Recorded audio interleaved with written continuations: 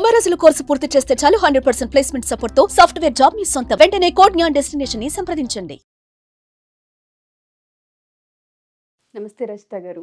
నమస్తే ఉషా. చాలా సందర్భాల్లో మనం చాలా వీడియోస్ చేసినప్పుడు మీకే డైరెక్ట్గా కామెంట్ పెట్టిన భర్తలు ఉన్నారు. మీరు అన్ని ఆలోకే చెప్తున్నారు, మా సైడ్ నుంచి కూడా మాట్లాడొచ్చు కదా, మా నుంచి ఎక్స్పెక్ట్ చేయనివి కూడా కొన్ని ఉంటాయి కదా, అవి ఎందుకు మీరు చెప్పరని. సరే, వాళ్ళ క్వశ్చనే తీసుకుందాం. భర్తల నుంచి భార్యలు ఏవి ఎక్స్పెక్ట్ చేయకూడదు అంటారు, అందులో మేజర్ ఏంటి? సో నిజంగానే స్టార్టింగ్ వీడియోలో మనం నవ్వాం, కానీ చాలా ట్రోల్ జరిగేటప్పుడు భార్య బాధితుల సంఘం అని ఇట్లా పెడుతూ ఉంటారు. కానీ apart from the jokes, real లైఫ్లో కూడా స్వతహాగా ఇప్పుడు మనకి కౌన్సిలింగ్ వచ్చిన వాళ్ళని కానివ్వండి, నేను నా అరౌండ్ చూస్తున్నప్పుడు కానివ్వండి, నిజంగానే కొన్ని గమనించిన విషయాలు మనము ఎంతైనా షేర్ చేసుకోవాల్సిన అవసరం ఉంది. అండ్ టు ద పాయింట్, నేను ఎప్పుడు వీడియోస్ మాట్లాడేటప్పుడు భార్యాభర్తల రిలేషన్ కానివ్వండి, ఏదైనా హెల్దీ రిలేషన్షిప్ ఉండాలన్నప్పుడు మనము ఎక్కువగా కొన్ని రిలేషన్స్ చెప్పేటప్పుడు, ఈవెన్ దో నేను లేడీస్ అని అన్న చెప్పినా కూడా డిస్క్రిమినేషన్ లేకుండా ప్రతి దగ్గర ఇద్దరు అంటూ ఉంటాను. ఎందుకంటే ఏ రిలేషన్ అయినా కూడా ఇట్లా జనరలైజ్ ఉండదు.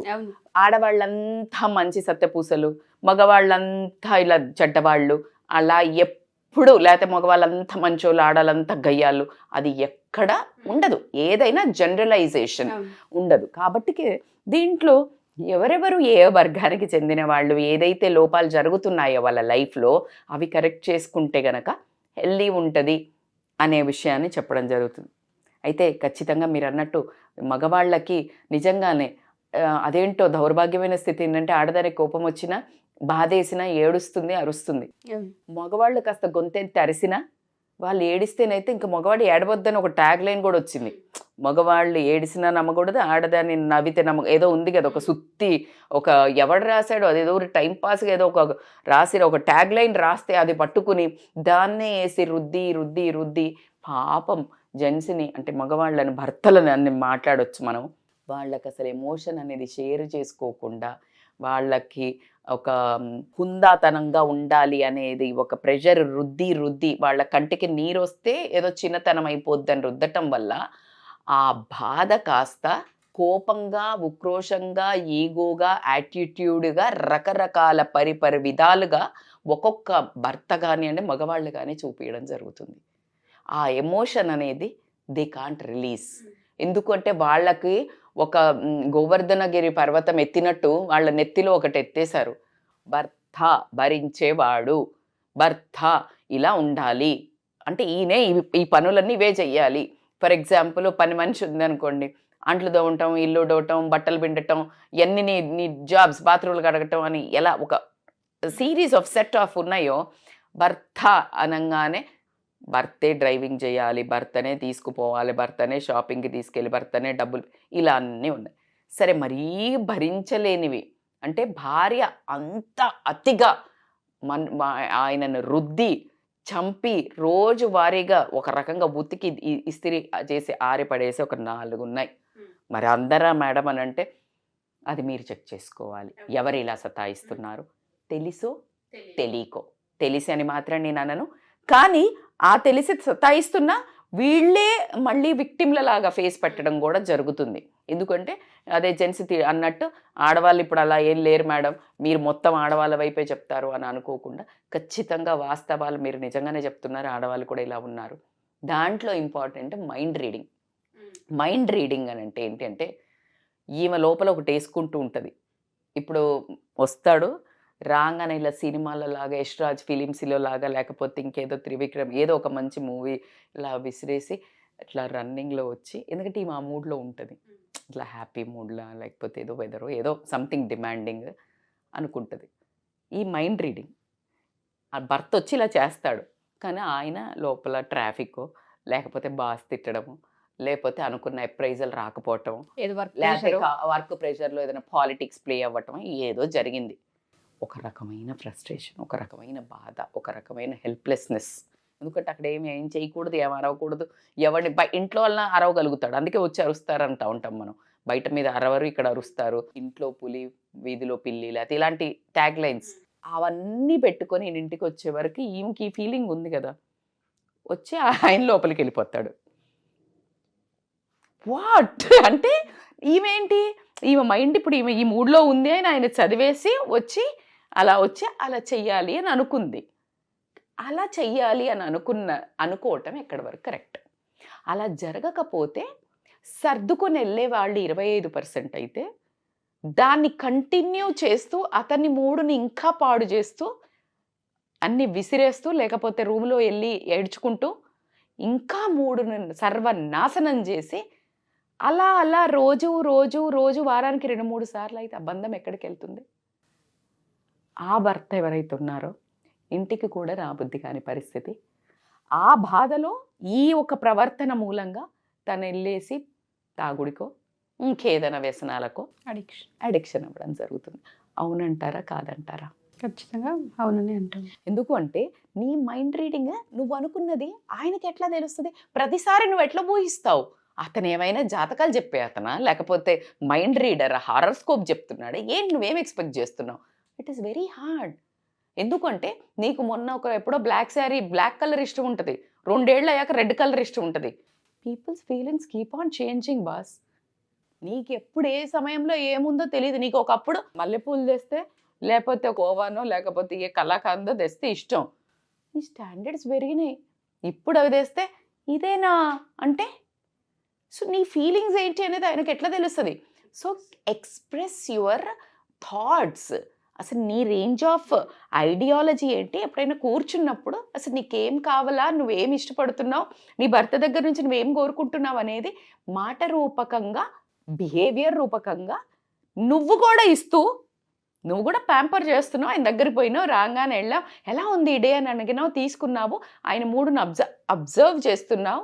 నీ బాడీ లాంగ్వేజ్తో కానీ, నీ కళ్ళతో కానీ, నీ హ్యాండ్ టచ్తో కానీ, నువ్వు ఇచ్చే థింగ్స్, అన్నము అమ్మలాగా పెట్టాలి అని టీ కాఫీలో కానీ, దాట్ షుడ్ షో నీకేం కావాలా. అది కమ్యూనికేట్ చేయగలిగే రిలేషనే కదా మనది. ఇంకెవరో అయితే నువ్వు పోయేసి ఇలా చిలిపిగా నవ్వుకుంటే ఎవరికో అయితే కాఫీ ఇయ్యంగా మనం. So why not do that? So నీ అనుకున్నది నీకు ఏం కావాలో కమ్యూనికేట్ చేయగలిగే తెలివి నీకు ఉండాలి. నువ్వు అలా కమ్యూనికేట్ చేయగలిగినా ఆ భర్త అలా తీసుకోలేకపోతున్నాడు. Sit and talk, simple. గొడవ పెట్టుకొని నువ్వు ఇక్కడ సాధించింది ఏమైనా ఉందా? ఇంకా దరిద్రం చేసుకోవడం తప్పించి బంధాన్ని అతన్ని ఇంకెక్కడికో వెళ్ళేటట్టు చేయకుండా నీ చేతిలో ఉన్నదాన్ని నువ్వే పాడు చేసుకోవడం జరుగుతుంది. సో మైండ్ రీడింగ్ ఎక్స్పెక్ట్ చేయకండి, అవసరం లేదు. ఇంకా అనుష్క శర్మ, మొన్న విరాట్ కోహ్లీ దగ్గర నుంచి ఇంకా వీళ్ళందరూ జెంట్స్ చెప్పేది ఏంటంటే డోంట్ సర్ప్రైజ్ గిఫ్ట్స్. ఏదో ఎంతో ఖర్చు పెట్టి తీసుకొచ్చిన నాకు ఈ కలర్ నచ్చలా అనడం అనేది సర్వసాధారణమైంది. అంటే ఇంక తీసుకురావద్దు, డబ్బులే ఇచ్చి లేకపోతే ఆన్లైన్లోనన్నా చూపించి కొనటం బెటరు అనేది ఓపెన్ స్టేట్మెంట్ అయింది. సో కాబట్టికి యూ కమ్యూనికేట్. మీకు తెచ్చింది నచ్చట్లే కాబట్టి వాళ్ళు కూడా భయపడి లేకపోతే డబ్బులు ఇస్తున్నానుగా ఇగ్నోర్ చేయడం జరుగుతుంది. సో కాబట్టి మైండ్ రీడింగ్ ఎక్స్పెక్ట్ చేయకండి భర్తలో చదువుతారని. రెండోది ఏంటి అని అంటే బేసికల్గా ఈ వైఫ్స్కి అందరికీ ఏమర్థమవుతుందని అంటే, నా భర్త ఫర్ ఎగ్జాంపుల్ నా జీవితం నాశనం అయిపోవడానికి హక్కుల ఈయనే కారణం అంటే సోర్స్ ఆఫ్ హ్యాపీనెస్ అంటే ఈమె జీవితంలో జరిగిన పక్కింట ఈమె మీద ముచ్చట పెట్టో ఏదన్నా పిచ్చి బిహేవియర్ చేయడానికి కూడా భర్తే కారణంగా, అసలు ఇక ఈమె జీవితానికి ప్రతి ఒక్క రూట్ కాజ్ భర్తే. సో ఇలా అని ఎక్స్పెక్ట్ చేయడం జరుగుతుంది. No, you find your happiness. దరిద్రవశాత్తు అట్లా అయిందనుకుందాం, అబ్బా ఆయన అసలు కొంచెం మీడియంగా సంపాదిస్తాడు, లేకపోతే ఏదో అట్లా అనుకుందాం మనం, ఆ వర్గం నువ్వే గొప్ప అనుకుందాం. నువ్వేం చేస్తున్నావు? నీ సోర్స్ ఆఫ్ హ్యాపీనెస్ నువ్వు వెతుక్కో. ఫర్ ఎగ్జాంపుల్ ఇంట్లో కూర్చునే చేస్తున్నావు, యూ డూ సమ్ హాబీ, ఏదో ఒకటి నేర్చుకో, ఏదన్నా ఒక కళ, లేకపోతే ఏదో ఒక హాబీ పెట్టుకొని నువ్వు పని చేసుకో, లేకపోతే ఇంట్లో అప్పాలు చేయి, లేకపోతే వంటలు నేర్చుకో, లేకపోతే కేకులు తయారు చేయడం చేసుకో, బిస్కెట్లు తయారు చేయడం నేర్చుకో, లేకపోతే పచ్చళ్ళు పెట్టు, లేకపోతే ఎన్ని వచ్చాయి. Why don't you find your happiness? లేదు నీకు ఒక ఆర్ఫనేజ్కి పోయి అందరు అనాథ శరణాలకి ఏదైనా చేస్తూ ఉంటే నీ కుటుంబంలో ఎంత ఫ్లరిషింగ్ వస్తుందో. గుడికి వెళ్ళి ఏమైనా సేవ చేయి, అక్కడికి వెళ్ళి సర్వీస్ వాలంటీరింగ్ చేస్తాం. మేము వెళ్ళేవాళ్ళము ఉషా రంగరాజన్ ఇక్కడ మన చిలుకూరు బాలాజీలో ప్రతి ఫ్రైడే వెళ్ళి మార్నింగ్ నుంచి మధ్యాహ్నం వరకు వాలంటీరింగ్ చేసేది. వి డిడ్ ఆల్ దీస్ ఇక్కడ స్కందగిరి టెంపుల్కి. ఎందుకు అంటే యూ ఫైండ్ యువర్ హ్యాపీనెస్. మోక్షం అనేది పరిపరి విధాలుగా ఉంది. నువ్వు ఒక మనిషినే నీ పూర్తి జీవితం నాశనం అవ్వడానికి కారణంగా ఎతుక్కునే బదులు you find your happiness. So ఒక మనిషిని టార్గెట్ చేసి అసలు బాధ్యత అంటే ఇంకా మొత్తం అసలు నువ్వే ఇట్లా ఖచ్చితంగా కరెక్టే కదా పాపం. అంటే నీకు పూచిక పుల్ల వర్కింగ్ లేని వాళ్ళకి పూచికి పుల్ల బ్రష్ దగ్గర నుంచి మొదలు పెడితే నీకు ఇంకా 0 to హీరో అన్నట్టు ప్రతిది నుంచి ఇంట్లో అన్ని సమకూర్చే వ్యక్తికి నువ్వు ఏమిస్తున్నావు? ఎంతసేపు కంప్లైంట్స్, నిందించటం, గయ్యాల్లాగా అరవటం, లేకపోతే ఆ మనిషి ఇంటికి వస్తేనే ఒక వాతావరణం, ఒక యుద్ధ వాతావరణం క్రియేట్ చేయటం ఎక్కడి వరకు కరెక్ట్ అనేది ఆడవాళ్ళు ఖచ్చితంగా ఒకసారి ఆలోచించుకోవాల్సిన విషయం. పర్ఫెక్షన్ కోరుకుంటున్నారు. థర్డ్ పర్ఫెక్షన్ అంటే ఏంటంటే మీకు శుభలగ్నం సినిమా ఉంది కదా, పక్కింటి పిన్ని గారి అదేదో బట్టు చీర చూడు, ఏదో కాసుల పేరు చూడు అనే పాట ఉంది. Wonderful movie. మళ్ళీ మళ్ళీ వేసుకొని చూడమని చెప్తాను లేడీస్కి. అలా ఎప్పుడైతే ఆశ అంటే ఈ భర్త దొరకటం కానీ, నువ్వు ఒక అర్హతకు తగ్గట్టు డబ్బులు సంపాదించే ఆ అట్మాస్ఫియర్ అంటే నువ్వు ఆ కుటుంబంలో పుట్టడం కానీ నేపథ్యంలో చాలా కర్మ. దాన్ని నువ్వు ఏం చేసినా ఏం అవ్వదు. ఎప్పుడవుతుంది? పాజిటివ్గా ఇప్పుడు నేను చెప్పినట్టు కొన్ని మంచి యాక్టివిటీస్ చేస్తే నీ కర్మని ఇప్పుడు నువ్వు కొంచెం యాక్సిలరేట్ చెయ్యొచ్చు. అలా కాకుండా వాళ్ళు చూడు ఎలా ఉన్నారో, నీకేం తెలుసు, లోపలికి పోయాక తోలు తీస్తాడు కావచ్చు, గొడవ చెయ్యొచ్చు, సైకో అయి ఉండొచ్చు, సాడిస్ట్ అయ్యి, నీ భర్త మీద మీద పడి చెయ్యకపోవచ్చు, లేకపోతే అందరి ముందు చూపించలేకపోవచ్చు, కానీ గమ్మున మంచోడు అయి ఉండొచ్చు. ఎందుకు కెలుక్కోవటం? నీకేం తెలుసు? ఇంటింటికి మట్టిపోయి ఉండడం ఖాయం, దూరపు కొండలు నునుపు, ఇవన్నీ ఊరికే రాలా. సో కాబట్టికి నీ భర్త నీ ప్రియారిటీని నువ్వు ఆయనను అంటే మెచ్చుకోవడమో, అద్భుతంగా చూడడం అంటే బాధ్యతాయుతంగా చేస్తున్నాడు. ఇప్పుడు ఆయన అన్నీ చేస్తున్నాడు, తన పిల్లలకు అన్నీ చేస్తున్నాడు. అన్నీ చేస్తున్నప్పుడు నువ్వు అతి పర్ఫెక్షన్ వేరే వాళ్ళను కొలమానంలో పెట్టుకుని నిందించడము వాళ్లకు అసలు ఎంత పెయిన్ఫుల్ ఉంటుందంటే భర్తకి చాలా కష్టం. లోటు అంటారు కదా, వాళ్ళు అంటే ఎవరో వేరే మొగాడితో పోల్చడం భర్తకు ససేమిరా ఇష్టం ఉండదు. ఎలా అయితే మనం లేడీల విషయంలో కూడా చెప్తాం, ఇంకొకళ్ళను పొగుడుతూ ఆడవాళ్ళ ఆమె ఆమె ఆమె కర్రీ బాగుంది, లేకపోతే ఆమె ఎందుకు మా అమ్మ చేసిన కర్రీ బాగుంది అంటేనే నీకు చుక్కలు మళ్ళా 30 ఏళ్ల దాకా మీ అమ్మదే బాగుందిగా పో, మీ అమ్మదే బాగుందిగా పో అనేది సినిమాల్లో నుంచి ఎక్కడ దాకా చూసాం మనం reels. So how you compare, what you expect? Perfect అనేది ఏమీ ఉండదు. ఉన్న దాంట్లో మనం పర్ఫెక్ట్గా ఆనందించటం అనేది మాత్రం నేర్చుకోవాల్సిన ఇంపార్టెంట్. ఎందుకంటే జీవితం చాలా చిన్నది.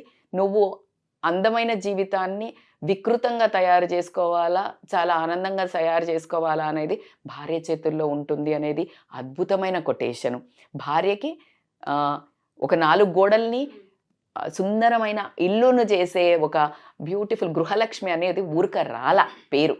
సో కాబట్టి డోంట్ ఎక్స్పెక్ట్, డోంట్ కంపేర్. వేరే మగవాళ్లతో వాళ్ళు ఇలా ఉన్నారు, ఇలా చేశారు, ఇలా చేస్తే శుభలగ్నం సినిమాలో ఆమెని పరిస్థితి ఏమైందో నిజ జీవితంలో కూడా నీ మీదున్న గౌరవం కానీ ప్రేమ కానీ పోయి ఒక భయము, ఆందోళన, స్ట్రెస్ గురయ్యి ఈ ప్రేమ, ఎఫెక్షన్, అనుబంధం అనేది డిస్కనెక్ట్ అవ్వడం జరుగుతుంది. కాబట్టి be careful, don't expect perfect. ఎక్కడ ఎవ్వరు పర్ఫెక్ట్ లేరు, ఉండరు కూడా.